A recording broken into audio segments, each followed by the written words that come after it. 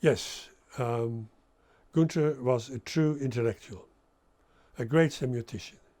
What he contributed was a new kind of semiotics, quite different from the structuralist semiotics that had been dominant before. And also, like Roland Barthes, one of the great semioticians of that earlier period, he kept developing and reviewing his ideas throughout his career. Sometimes I just couldn't keep up with him. I'll give you an example.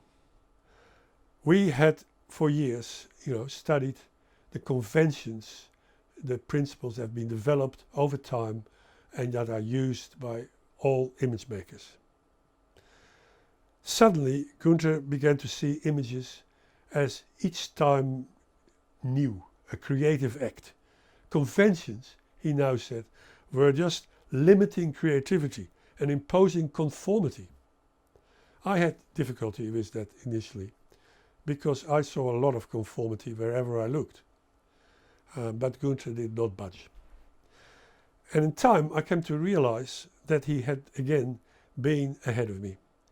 In the new world of branding and identity design, many forms of visual communication are not based on conventions, but they start, just as Gunther said, with something that needs to be expressed, for example a brief, and then colors, fonts and so on are chosen to express what needs to be expressed in ways that must always seem to be novel, always seem to be creative.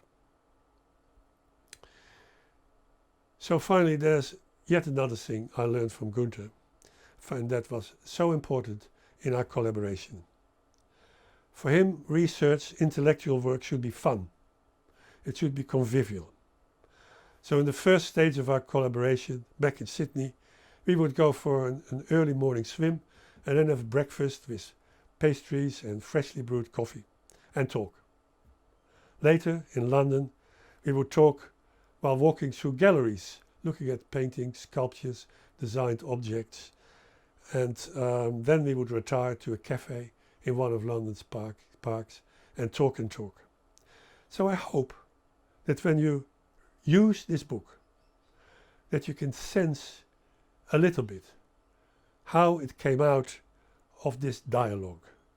A dialogue that lasted for years, and how it came out of constant conversations, constant looking for new examples, and constantly trying out new ideas.